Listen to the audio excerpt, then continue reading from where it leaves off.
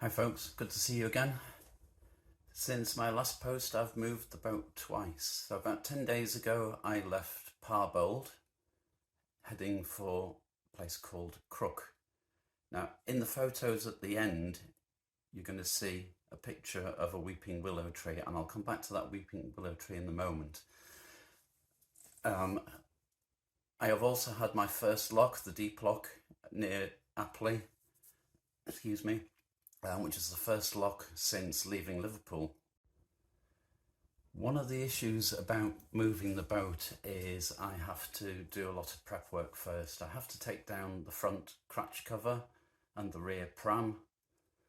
The bike has to come off the roof of the boat, and I also have to remove the chimney. And that takes about an hour. And at the other end of the journey, when I moor up again, I then have to spend another hour putting everything back on there.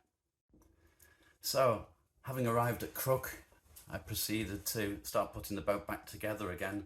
But whilst I was up on the roof of the boat refitting my chimney, I found a mummified fish on the roof of the boat.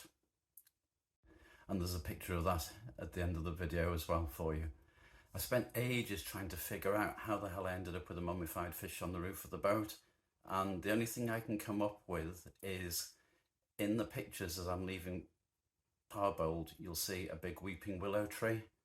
And as I made the turn coming out of Parbold, I got caught by a gust of wind and I ended up in that weeping willow tree. And I suspect that what's actually happened is a fisherman at some point in time has over-enthusiastically yanked his line, and his catch, being this fish, and his hooks ended up stuck in the weeping willow tree. So after a couple of nights in Crook, I set off on, for what was me, a really arduous journey. It was a 7.5-hour sail from Crook down to a place called Pennington Flash, which is on the lee branch of the Leeds and Liverpool Canal. Pennington Flash is a fabulous wildlife resort, but it does have its disadvantages. One is all the people, and because obviously I've arrived over half term, all the people walking the dogs and walking their kids. The second is the wildlife itself, because the first sign of light of a morning, which currently is around about 6 a.m, every single bird on the Flash decides to shout, "It's morning."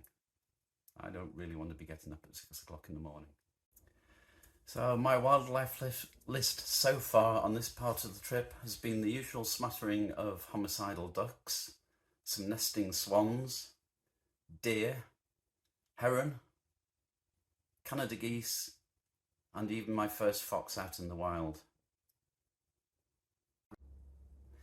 Happily, I've had an exciting delivery on the boat too. Last week, my Pint of 3 turned up. So as of Saturday, the boat's very own microbrewery is in production. I've got another 10 days to go before the beer is ready to drink. But for those of you working, I'd just like you to know that this particular beer, it's a lager and it's called Out of Office.